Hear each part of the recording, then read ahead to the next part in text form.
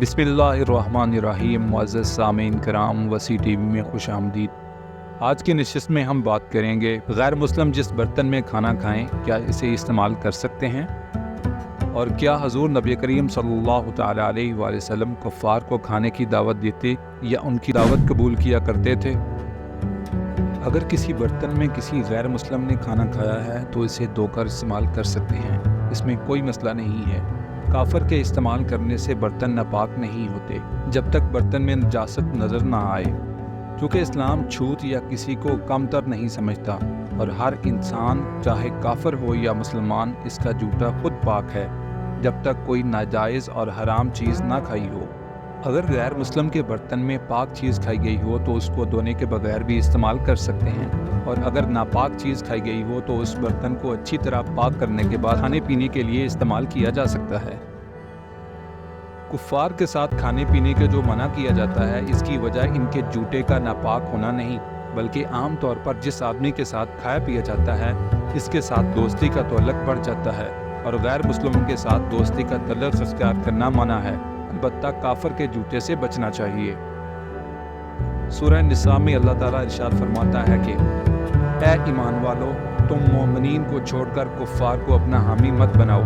क्या तुम चाहते हो कि खुद अपने खिलाफ अल्लाह के पास सही दलील फरहम करो? आदमी जिस पर गुस्ल फर्ज हो या हैज़ो निफास वाली औरत, इसका जूता पाक है। काफर का जूता भी पाक है मगर इससे बचना चाहिए। जैसे थूक, खंकार के पाक हैं मगर इनसे आदमी गिन करता है। इससे बहुत बदतर काफर के जूते को समझना चाहिए। दावत देना और कबूल करना दोनों जायज़ काम है। हुज़ूर नबी रहमत सल्लल्लाहु तआला अलैहि वसल्लम गैर मुस्लिम हज़रात को खाने की दावत दिया करते थे। जब नबूवत का ऐलान किया तो आप सल्लल्लाहु तआला अलैहि वसल्लम ने बनु हाशिम को खाने की दावत दी और तमाम लोगों को जमा फरमाया। इनकी तादाद 30 तक बयान की जाती है। खाना खाने के बाद आप सल्लल्लाहु तआला अलैहि वसल्लम ने इनके सामने इस्लाम का तारफ़ पेश किया। इसी तरह आप सल्लल्लाहु तआला अलैहि वसल्लम ने मेहमान नवाजी की तरगीब दी है और मेहमानों की खिदमत करने की फजीलत बयान फरमाई है।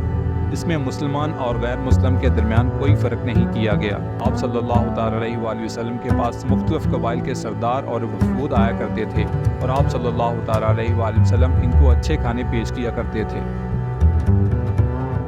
बदर की जंग में जो लोग कैद किए गए थे, हालांकि वो हमलावर थे, लेकिन हजूर नबी करीम सल्लल्लाहु तआला अलैहि वसल्लम ने सहाबा कराम को तरगीब दी कि इनके खाने पीने का बेहतर इंतज़ाम करें। इसलिए बहुत से सहाबा कराम खुद मामूली खाना खाकर इनको बेहतर खाना खिलाया करते थे।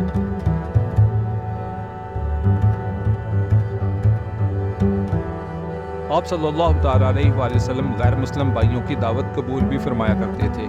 इसी तरह के एक वाक़े में एक यहूदी खातून ने आप सल्लल्लाहु तआला अलैहि वसल्लम को खाने की दावत दी और बकरे के दस्त के हिस्से, जिसका गोश्त आप सल्लल्लाहु तआला अलैहि वसल्लम को बहुत ज़्यादा पसंद था, में जहर मिला दिया, जिसकी तकलीफ़ का असर आप सल्लल्लाहु तआला अलैहि वसल्लम को आखिरी वक्त तक रहा।